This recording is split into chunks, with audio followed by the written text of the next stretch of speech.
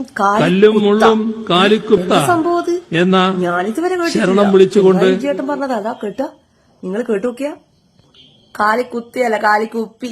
ഇയാൾക്ക് ഏറ്റവും നല്ല ചേരുന്ന ഭാഷ അതാണ്, കാലിക്കുപ്പി. അതാണല്ലോ നല്ലത് അല്ലേ?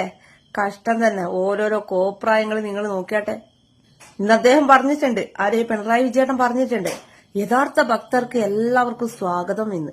എനിക്ക് പിണറായി വിജയനോട് ചോദിക്കാനുള്ള ഒരു ഒറ്റ കാര്യം മാത്രമേ ഉള്ളത്. അതായത് നിങ്ങൾ യഥാർത്ഥ ഭക്തരെയാണോ കഴിഞ്ഞ തവണ മല കയറ്റിയത്? ബിന്ദു അമ്മിണിയും അതുപോലെ തന്നെ കനകദുർഗിയൊക്കെ യഥാർത്ഥ ഭക്തരാണോ? അതുകൊണ്ടാണോ പോലീസ് സംരക്ഷണത്തില് അവരെയൊക്കെ മല കയറ്റിയത്? അങ്ങനെയാണെങ്കിൽ ഈ യഥാർത്ഥ ഭക്തന്മാരെ കയറ്റുന്ന ഈ ഒരു അവസരത്തില് നിങ്ങൾ എന്തുകൊണ്ട് ഈ യഥാർത്ഥ ഭക്തരെ കയറ്റിയില്ല?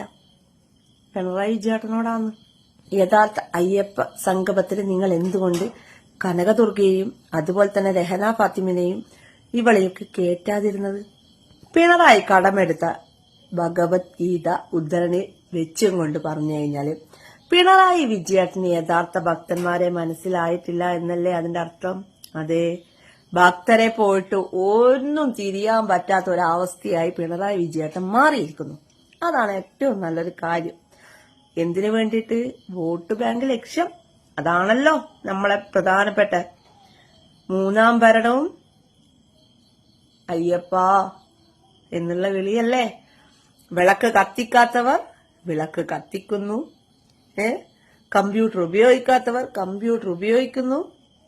എന്റെ വീട്ടിൽ വിളക്ക് കത്തിക്കില്ല, കമ്മ്യൂണിസ്റ്റ് അല്ലേ. കമ്മ്യൂണിസ്റ്റുകാർ വിളക്ക് കത്തിക്കില്ല വീടുകളില് പണ്ട്. അതാണ് പറഞ്ഞത്. ഇപ്പം വിളക്ക്, ആ വിളക്ക് പ്രാർത്ഥന. അയ്യപ്പാന്ന് നീട്ടി ഇംഗുലാവ് വിളിക്കുന്ന പോലെ വിളിക്കുന്നത് അയ്യപ്പ എന്നുള്ളത്. കഷ്ടം. നിങ്ങളൊക്കെ ഇതെന്ത് ആലോചിച്ചിട്ടാണ് നിങ്ങളിങ്ങനെ കോമാളി വേഷം കെട്ടുന്നത് എന്നുള്ളതാണ് അല്ലേ.